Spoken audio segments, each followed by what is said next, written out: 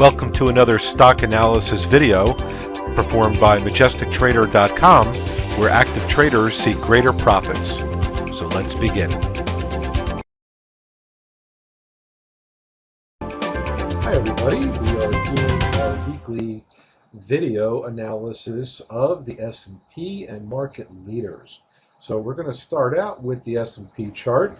We had an unbelievable week this week.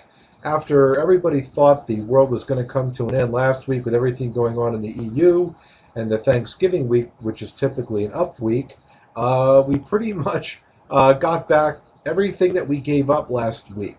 So we ended the week at 1244.28. We came right down to the 61.8% level on the Fibonacci retracement from the high and the low, and we came right back up. Now this is a pretty ugly candlestick that we have right here for today. Typically, when you see a morning hammer or an inverse hammer at the top of a upswing or an uptrend, that typically means we're going to be getting a pullback here. So if we get a pullback, we'll probably get a pullback to the 1227, 1228 level before we go higher. Again, I think at this point, pending any major catastrophe as far as headline news out of the EU, we should still finish up between the 1300 and 1325 range. So that's pretty much our S&P review. You can see that we have a little bit of price compression here with a pennant forming. But with the way the headlines are driven, it's very tough to figure out what direction we're going to go. So right now, we're still looking at that 1300 to 1325 target.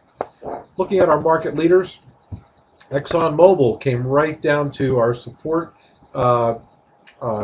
demand area here and bounced up. We're looking for it to retest the $83 range. With Apple came right down to the support demand level as we expected and shot right back up. Kind of couldn't really get over the 50-day moving average here. I actually had a good part of this trade. Wasn't looking good last week, but obviously it turned around very quickly starting on Monday. IBM just keeps chugging along. Despite the ugly candlestick formation here, what this basically showed us is that it tried to break out for new all-time highs, which it hit briefly today before it pulled back into the supply resistance area. So we could be looking for a pullback here to the 183 to 185 range before it tries to go higher, which I think it will as long as the market stays strong here throughout the rest of December. For Microsoft, it came right down into the bottom of this support demand area here, helped create and define this trend line here up, and looks like we're just meandering here around the 25.25 to 25.50 level. We're looking for a target range of around 26.75 to 27. With Walmart, never came down to the area that we expected. They had better than stronger sales, but I don't know if you can see a pattern that might be developing here that might be a little worrisome. This looks like an M pattern with a double top looking to come down. So even though we had this range down here for this area here, there might be a good possibility that Walmart comes down to the $53, $54 area here. Okay, so next is CVX. With CVX, came right down to the support demand area as we expected, and actually came back up and hit the target area that we thought we were going to get at around 100, which is a real big number here because it's a round number and it got just above the 50-day moving average. What we're looking at now is this 50-day moving average to become support, and we're going to retest this 105 to 108 area. So let's look at Google. Google performed as expected. Came right down to the 560 area, bounced right up into the supply resistance area, and what we're looking at for here is you can see how good this volume is. 3 days in a row of not only follow through, but greater volume each day. This is telling me that this is going to blast right through this resistance area here and probably finish the year off at around 645 to 650 area, which would just be a terrific finish for Google. They have terrific Android sales too, and I know that's helping them. Procter & Gamble came right down into the target area as we expected. We believe it's going to come back up and retest the 66, 625 area here. A lot of resistance in here. We're going to need significant volume and a terrific trend market to get us through to that $68 level. AT&T came right down, bounced right off this support demand area here, and bounced right up. We're looking forward to retest the 2950 to 2960 area, and if we get some real good volume, we'd like to see it blast right through here to the $31 level. We're going to need a lot for that to happen, but again, you know, AT&T is still a very good dividend play, despite the fact that it doesn't have much in price range.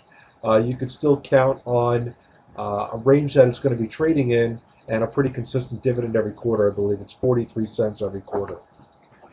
Let's look at GE. GE has been holding very steady in a range. Hasn't really been doing much, nor has it been exciting anybody.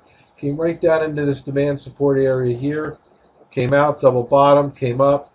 It looks like we're going to probably hit that $17, 17 and a quarter level sometime in the next week or two. If we continue with a strong market, we might get a pullback on Monday or Tuesday here for some profit taking before we continue upward. Coca-Cola came down, actually went through the demand support area as we expected, and it's going to be coming up to this area here, to the $68.75 area, we believe, in the next week or two, which is right here in this supply resistance area. We're going to need significant up volume here in Coke to retest this $70 range. So we look at McDonald's. McDonald's just is big backing away. I have no other stupid analogy to apply here, but you can see the channel that it's just trading in. And it's just been meandering from high to low, straight through this resistance area here, and made a new high today before it pulled back a little bit. Actually, I think it might have closed at a new high. But what you could do here is, if we're going to get a pullback, we'll probably pull back to the $93.75, $94 area here, which might be another good buy at that point. Looking at Caterpillar.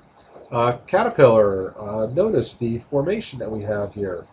Looks like an inverse head and shoulders, which is only going to be good if we have a continued market here. Now, one of the things that we want to look for is an entry here around 100. So we look at here as a shoulder, neck, head, shoulder, neck, shoulder.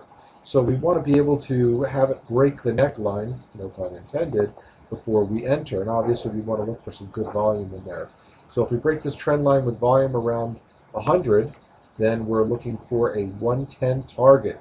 We want to get back up to this supply resistance area here, and that could be something that you use to play options with. So this is something to look forward to at Caterpillar, because it is a big Dow component, and if it's strong, I can guarantee you that the Dow is going to move along with it. Taking a look at the transportations. We need the transportations to participate and really lead us if we're going to have a sustained recovery or a sustained or a beginning of a very strong rally. So we're looking for a retest of 50.42, and if we get some significant volume, which look at this volume here, folks, earlier in the week, if we get some real good volume here in the transports, we could see this thing going through the 5,200 level and going to 5,400 by the end of December, early January. So keep your eye on that, and that covers all of our S&P and market movement.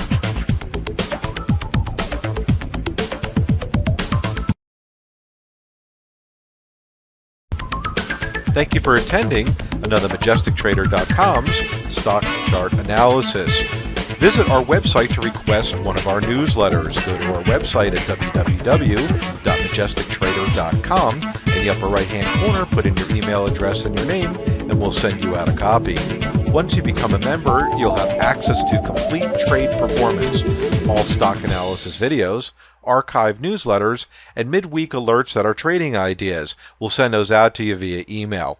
Again, thank you for attending.